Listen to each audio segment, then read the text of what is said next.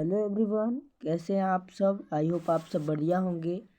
तो आज हम इस वीडियो के अंतर्गत त्रैमासिक परीक्षा 2022-23 11 अक्टूबर को जो होने वाली है उसका वेरी मोस्ट इम्पोर्टेंट आपको केवल मैं 25 प्रश्न दूंगा, जिसमें से पूरे के पूरे आपके फंसने की 100% संभावना रहेगी। ठीक है, सेट आपका कोई भी हो, जिला कोई भी हो, चलेगा। ठीक है, बस ये प्रश्न जो है आपको क्या करना है, याद कर लेना है एकदम कंठस्थ। ठीक है, पूरा का पूरा यहीं से फंसेगा, बस आप लोग टेंशन मत लो। ठीक है, बाकी हमने प्रश्न बैंक का सोल्यूशन डाल दिया है, अगर आपने अभी तक नहीं देखा तो जाके देख लेना, प्लेलिस्ट बन गई है। ठीक है, चलिए यहाँ पे जो है हम आपको केवल 25 प्रश्न बताएंगे। ठीक है, दोनों बुक के मिला के आप लोग 25 प्रश्न, 25, 26, 27। ठीक है, ज़्यादा ही नहीं बताऊंगा। ठीक है, अगर आपको इनमें से कोई भी प्रश्न कम लगे तो आप अपने अनुसार तैयार कर लें। ठीक है, सबसे पहला रेड जेल के अनुसार भूगोल की परिभाषा लिखिए। जो रेड जेल वैज्ञानिक है उसके अनुसार जो है आपको भूगोल की परिभाषा बताना है। ठीक है, जो रेड जेल है उसके अनुसार भूगोल की परिभाषा बताना है।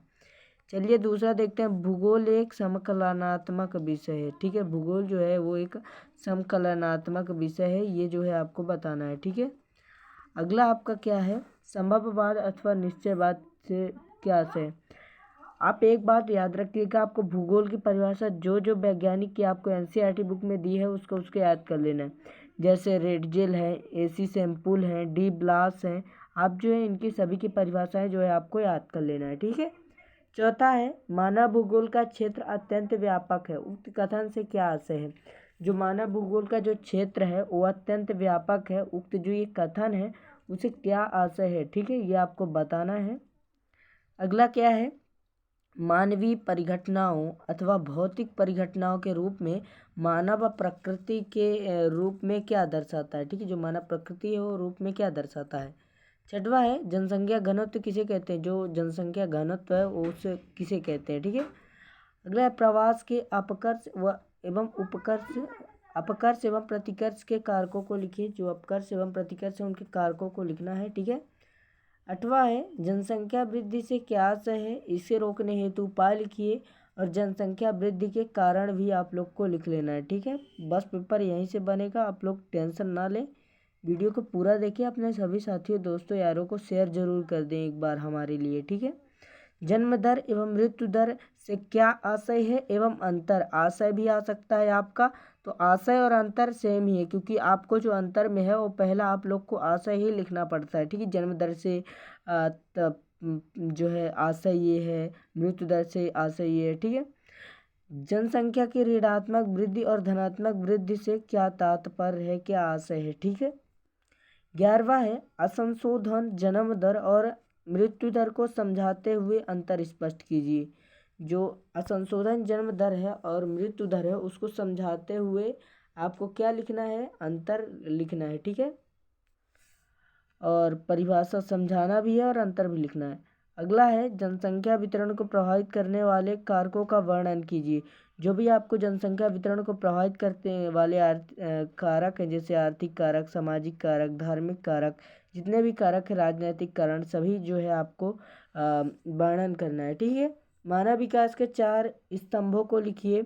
जो 4 स्तंभ हैं, समता, पोषणीयता और 2 हैं, तो उनको जो है आपको क्या करना है, लिखना भी है और उनका वर्णन भी करना है। ठीक है, ये प्रश्न जो है आपको 3 नंबर में पूछा जा सकता है। ये वाला तो 2 नंबर में आएगा, लेकिन वर्णन अगर आता है तो आपका 3 नंबर का हो जाएगा। ठीक है, अगला क्या है, मानव विकास क्या है, मानव विकास सूचकांक क्या है।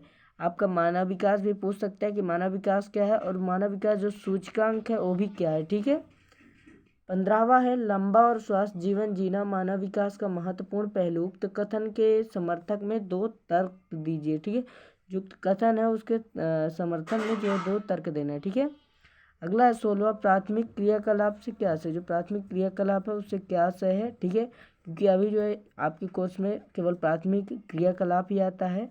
ठीक है, 17वां कृषि के प्रकारों का वर्णन कीजिए। स्थानांतरित कृषि, गहन निर्वाह कृषि, रोपण कृषि, मिश्रित कृषि, जितने भी कृषि हैं उनके प्रकारों का जो है वर्णन करना है। ठीक है, जितने भी कृषि के जो प्रकार हैं उनके जो है वर्णन करना है। अगला है खनन किसे कहते हैं। खनन की विधियों का वर्णन कीजिए। जो खनन की विधि है उनका जो है वर्णन करना है। ठीक है।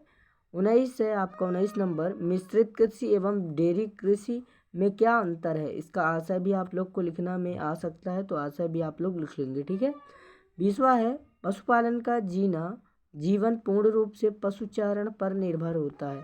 स्पष्ट कीजिए किस प्रकार जो है निर्भर होता है, ये आपको जो है स्पष्ट करना है। ठीक है। आपकी जो सेकंड बुक है मानव लोग और अर्थव्यवस्था, उसका जो है हम देखेंगे। तो सबसे पहला है जनसंख्या परिवर्तन क्या है, जनांकीय संक्रमण क्या है, जनसंख्या परिवर्तन क्या है, जो है आप लोग को याद कर लेना। ठीक है।